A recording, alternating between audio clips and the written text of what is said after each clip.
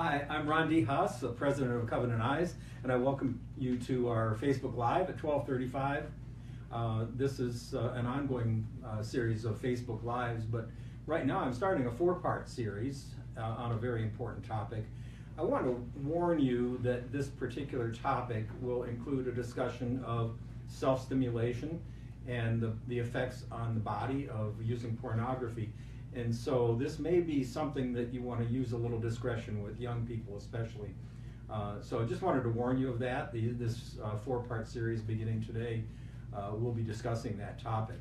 So just give you a fair warning in advance. But today I want to welcome a person here. There was an issue of Time magazine. It was the April 11th issue of 2016. And obviously the cover topic is pornography.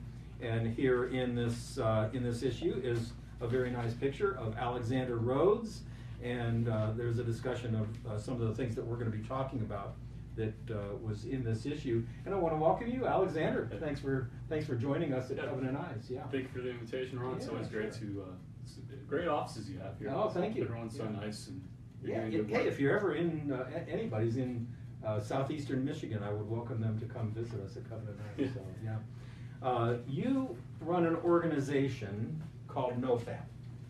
Yes. And NoFap has just gained.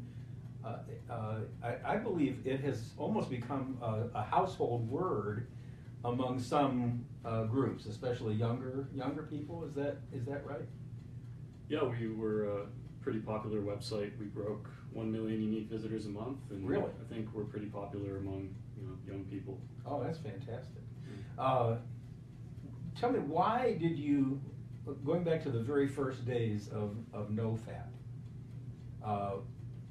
why did you start NoFap? What was the motivation for starting it? Sure, and because we're on Facebook Live, I could speak directly to the audience, and I'm going to look at the mic, or at the camera and the mic here, but definitely what Ron said earlier about discretion. I'm going to be talking very plainly and very openly about pornography and masturbation. So just a warning, because we're on the Covenant Eyes Facebook page. But the reason I started this website was based on my own personal experiences. So I grew up, and I was among the first generation of people who went through puberty with the existence of high-speed internet porn, and we didn't really have the tools that Covenant Eyes is developing and currently publishes at our disposal. I was on a video game website, and there was a pop-up ad featuring simulated rape pornography. It was really graphic stuff, and I wasn't seeking it, I wasn't looking for it, it just came up. Yeah. How old were you at this time? It's hard to pinpoint the exact age. If I had to guess, around 11 years old. Wow. And so I was around 11 and I got exposed, and that just opened up a whole new world for me. It's like, oh wow, you find this stuff online. As a hormone-fueled adolescent boy, you're going to be curious about seeing the naked human form, and I discovered it was online and did some internet searches, and it escalated from there to the point where I know this story holds true for a lot of people. I got addicted to it, and so the NoFap platform, you can find it at nofap.com, really was my own personal answer to porn addiction. I was looking for answers, and there wasn't a lot of information yet. I mean, there's been a lot of people doing a lot of amazing work around the world for decades related to this issue, but it's really exploded from the emergence of the internet. So I was in that first generation of people, and I grew up and I started experiencing negative side effects of it from growing up with the existence of high-speed internet porn, and I was looking for answers, and I started a forum to just discuss the idea of abstaining from using porn and self-stimulation for a period of time. And I didn't know what to expect. I didn't know if it was going to be popular or not. I didn't realize it was ever going to really be anything aside from me and a few people discussing the rebooting process. But so it sounds like you started it for your own benefit, really.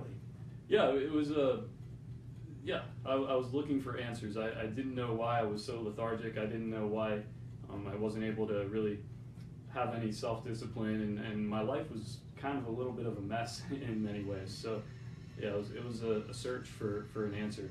Mm-hmm.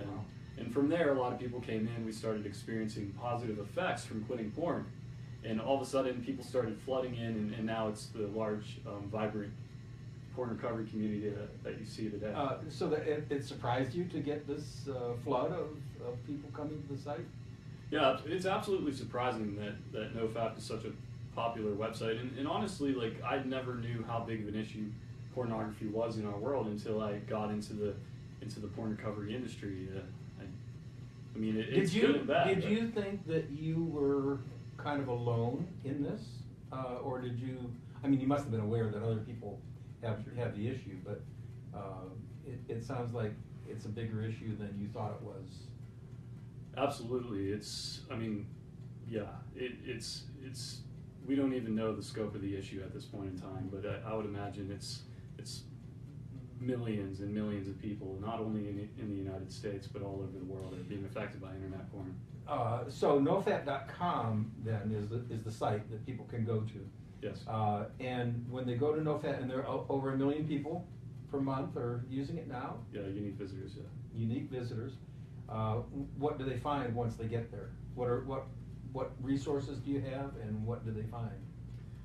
Sure, so the NoFap platform is a platform that strives to provide camaraderie and accountability to people in their reboot. So rebooting, for those who don't know, is our phrase for the abstinence of certain behaviors like using porn or even self-stimulation for a period of time to recover from porn addiction. So we think the best road to recovery is to actually just completely kind of cut it out of your life for a period of time, then maybe reintroduce a healthy sexuality later.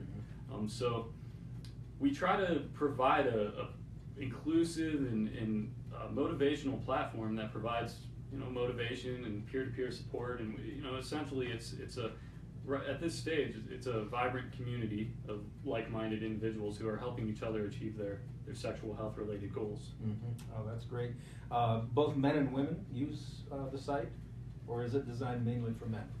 Sure. So the website is pretty much for everybody. Porn addiction is something that can affect all humans. It can affect men or women. About 5% of our users who are actively in porn recovery are women. Oh. Now, about half of our visitors are women. Oh, wow. So it's an interest. 95% of the people in active recovery are men, but then it goes to about half of the visitors. So it's like you don't have to be the one addicted to porn to be affected by it. It could be, using porn can affect your relationship. It could affect your career, and I think a lot of women are visiting our website who may not necessarily be currently addicted to porn themselves, but they know somebody who might be, and they're looking for answers. Sure. Now I want to move a little bit to a different subject. The topic on the cover of this Time magazine is why young men who grew up with internet porn are becoming advocates for turning it off, was kind of the byline of this article. And so I guess the question would be, from your experiences then, what are those effects on your mind and your body that you personally experienced, that you can look back and say, oh, that was going on because of pornography? Yeah, so some of the signs of porn addiction are subtler than others. Some of them are more obvious, and the most obvious symptom of porn addiction would be porn-induced erectile dysfunction for men. So that's an inability to experience erections when you're trying to partake in partnered sexual activities, and some men can't even get it up, so to speak, without pornography.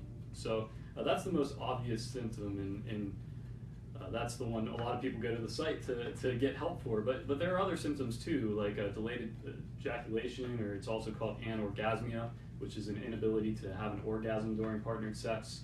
And also probably one of the most common ones is a general disinterest in sex with real people, and preference, you prefer internet porn over partnered sex. Additionally, there's stuff that is a little bit less easy to tie to internet porn, so that would be like lack of motivation, lethargy, just social anxiety, stuff like that. There's a lot of these subtler signs that many people are reporting that they say are reduced or even reversed whenever they cut internet porn out of their lives. And did you experience some of those things, or all of them? Oh yeah, to a degree, I experienced almost all of the symptoms that are commonly associated with porn addiction. Yeah. I have some statistics here that I'll show, and I'm going to come up to the camera because I want you to be able to read the sources of this data. If I start in, let me put these in order here. These statistics are pretty shocking. I think they're very shocking. So I'm going to ask you whether you agree with them or not. In 1948, the Kinsey Report had a study, and they found that for young men under 18 to 30 years old, erectile dysfunction, under 1% of young men between 18 and 30 experienced erectile dysfunction, ED. In 1992, another study was done, and this was published in the Journal of the American Medical Association. Again, 18 to 30, men in that age group had 7% of men in that age group experienced erectile dysfunction. And so now, with the advent of the internet age and the internet generation, there was a study published in the Journal of Sexual Medicine, and this study was done on military people. I believe it was the Navy, and this study showed that 33% of men between the ages of 18 and 30 experienced erectile dysfunction. 33%. And so I guess a question that I would have for you, Alexander, is that does not seem possible to me. That doesn't seem possible. Well, Ron, it's statistics. You can't. It's statistics. It's hard to disagree with statistics, and a lot of the. And I know it's quite shocking, and it really goes to show about the popularity of Covenant Eyes as a platform and as a program, and the popularity of the NoFap platform. It's for a reason, and it's because there's a growing epidemic sweeping the entire world. And this actually, there's a study from Canada which studied adolescents over a period of 2 years, and they said that the men, or the boys in this study, had an incidence of 45.3% of them had difficulties with their erections. So that's even higher than the That's even higher than the 33%. Yeah, it's quite So you shocking. believe the 33%? Oh, I absolutely believe it. And here's the reason why it happens is, and there are probably different mechanics at play here, but at the end of the day, if you're going through adolescence and you're using internet porn, and that's why it's so important to catch this problem early, rather than after puberty, because during puberty, you're really discovering what your sexuality is. You're establishing your sexual template, and that's the group of the network in your brain that associates a cue with the orgasm. So what you're training yourself to do is, if you're going through puberty on internet porn, you're training that libido, that thing in the environment that turns you on. You're training that to be associated with a computer screen over a real human being. So if you do that over many years and you keep on orgasming over and over and over again to a computer screen, to these pixels, you're really training your brain to associate sexual activity with a computer screen rather than with a human being. So that's kind of what's happening. And in very layman terms, whenever these young men are trying to have sex with a partner, and often for the first time, and they'll get into the situation, their brain is saying, what is this? I don't really know what's in front of me. I'm not used to this. This isn't a computer screen. It doesn't compute for me. I don't know what's going on. But they find out overwhelmingly that, hey, if I can't get an erection with a real partner, I can still get one in front of a computer screen, but whenever I take that computer screen away, goes down again. So, and that's another, I'll get into that later, but there are some naysayers who say, oh, it's performance anxiety, and there's simple tests that you can perform to prove that this is related to internet porn. But you're saying that it's a scientific proven fact then, that this is porn-induced erectile dysfunction. Well, in terms of the 45.3% or 33%, it's not proven fact that internet porn caused erectile dysfunction for all of these people, and that's why there's such a need for more research and more studies on this. Now there are plenty of studies. There are case studies and there's research showing correlations between these. But in terms of the exact mechanics, there's a lot of work to be done. But I mean, it's pretty. It's like correlation doesn't mean causation, but you got to admit it's a little unsettling. You know Marianne Layden. Yeah. In fact, you've spoken with her before. In the coming weeks on this Facebook Live at 12:35 on Wednesday, I'm going to be interviewing Marianne Layden, and she has a lot to talk about that science. So we'll be talking about that. That's good. For sure. And we do have if you're further interested in the effects on the brain, if you go to covenanteyes.com/ebooks, there's a free, our most popular ebook is called Your Brain on Porn. And it includes information on the actual effects on the brain, and that's totally free. So visit that site and download that. Absolutely. So it's really hard to deny, isn't it? Like 1%, 1% erectile dysfunction. Yeah. Now it's going all the way up to 45.3%. What changed in that amount of time? And furthermore, your testimony and the testimony of other guys that were interviewed in this Time magazine article say that, hey, I don't need a warning on a website to tell me what's causing this, because when I go to have sex with a woman, I can't, and then I go back to the pornography on the internet, and there it is. There's no problem. And a lot of people, there are naysayers and whatnot, and that's really at the end of the day what we need to look at here is we need to look at the fact that there are thousands of people. The story isn't about me. It's not about the other people mentioned in that article. The real story is behind the thousands of people who decided to remove one variable from their life, and that variable is porn, right? And after they remove the porn from their lives, they suddenly can achieve erections again, their lives get better, they're more interested in their partners, their relationships improve, their careers improve, they're more motivated, they go out and they hit the gym, and they really live life like never before. And that's really the true story here. It's, who knows? There are naysayers out there like, oh, he's lying.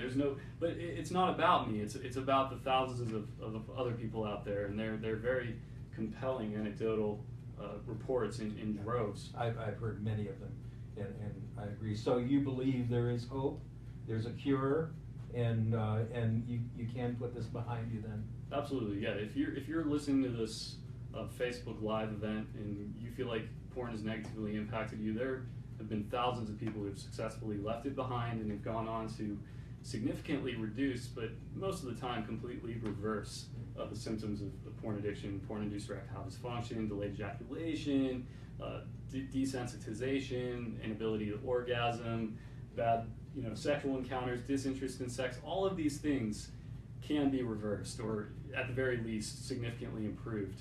And you're going to notice, and most of the time, that your relationship is reinvigorated, rekindled, resparked, whatever word you want to use. And if you're single, if you feel like pornography has impacted your ability to relate to women or men, that really, quitting porn is one of the best ways you could learn how to connect with somebody else. It motivates you to get out there and get into the dating world and to actually pursue a real world relationship. Yeah, so. Sure.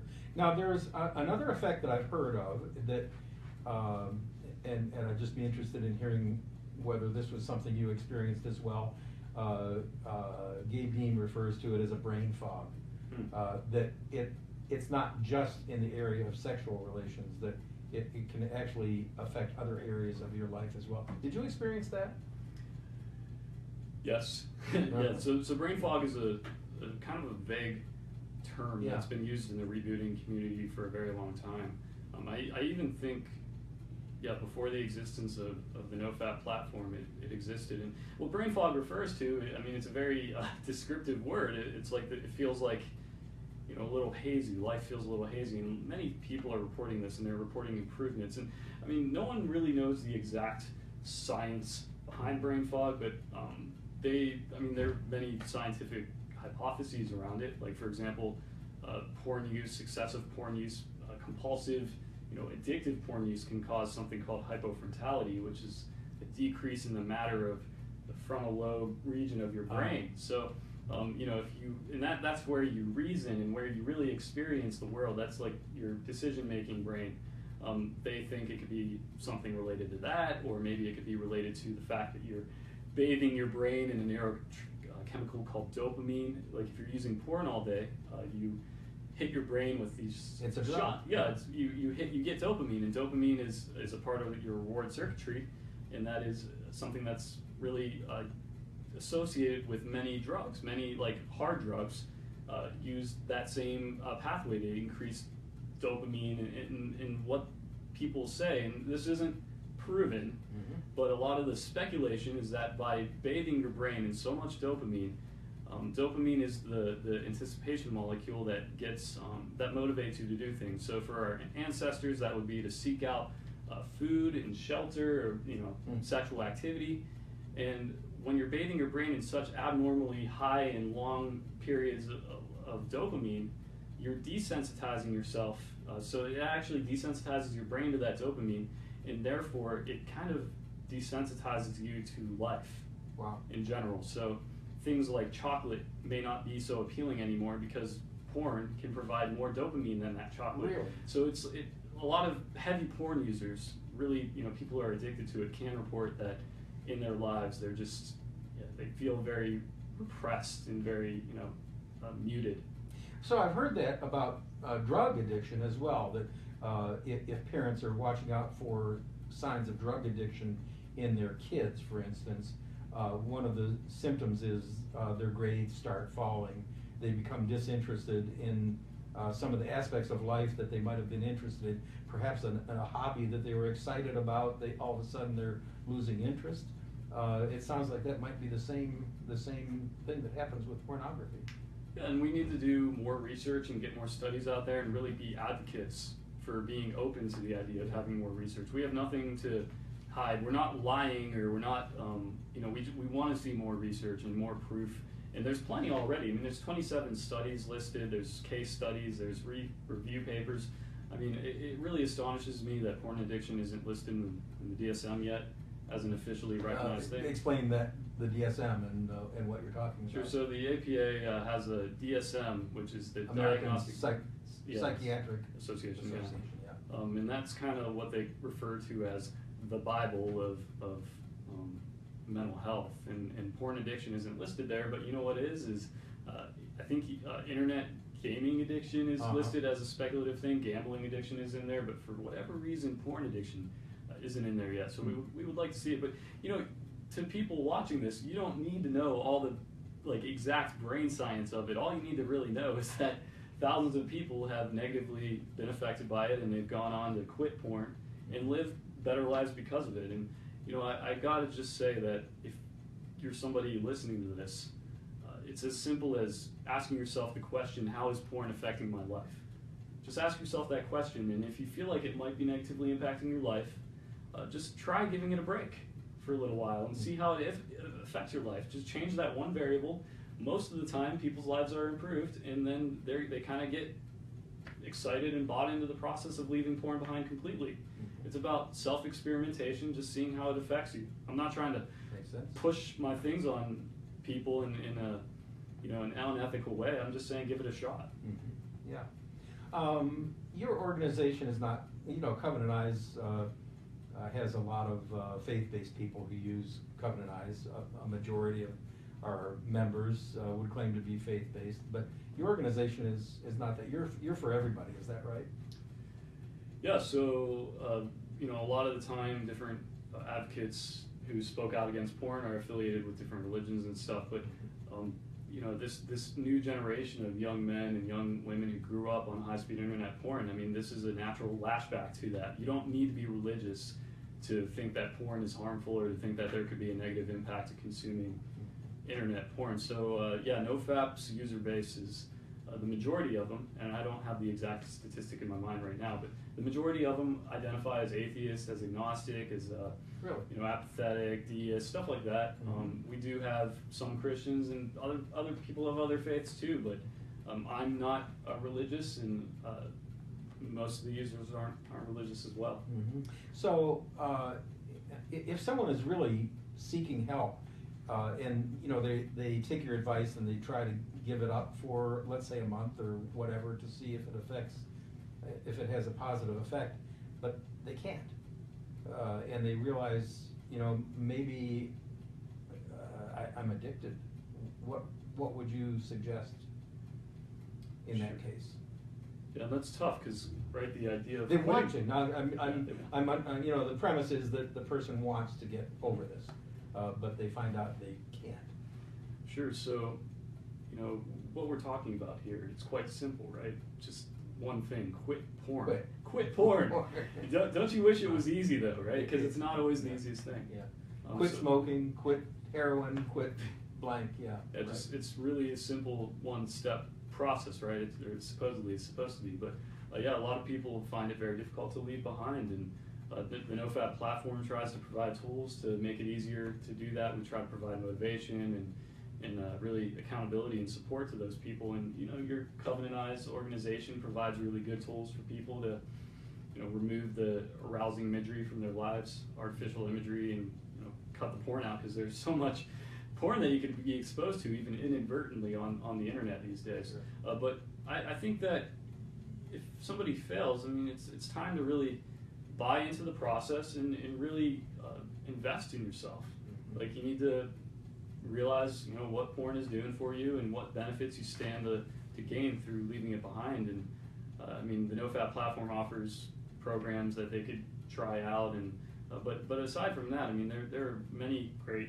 things out there, many great resources. Even Covenant Eyes has some, you know, and if somebody's experiencing significant distress, especially if they just fail over and over and over again, or if they feel like they want to self-harm or something dangerous like that, I always recommend getting a qualified mental health care professional. Definitely. Yep. We've had people call us who were at that point where they were self-harm, as you said. They're desperate struggle. But even for them, my experience is that after doing this for 17 years now, internet accountability, which I believe accountability, if you can develop an accountable relationship between people who love each other and know each other, that's a foundation that I believe can be built on to overcome even the most severe struggles with this addiction.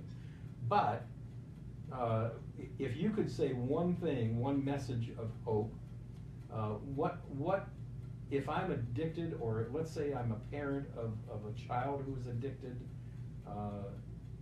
what would be your one message of hope that you can provide our audience? Ooh, that is such a tough Yeah. question, but just, you know, you can do it. Many people have done it before. I've done it. So have thousands of other people, and your future is in your hands. You don't have to subscribe to what culture or the media or anybody is telling you what to do. You know what's best for you. Really embrace your ability to change your life and to forge your own reality. And it's within yourself to do this, and many of us have done it before, and we're all rooting for you. Wow, that's a great message. Thank you. Good. Well, I appreciate that, yeah. Well, Alexander, I want to thank you for joining us here at Covenant Eyes, and welcome the viewers to come back next week. We'll have another interview along the same line from a little different perspective. So just want to thank you, Alexander. It really thanks so much for the invitation. It was a great pleasure to have you. Thanks for watching. Great message, yeah. Thank you.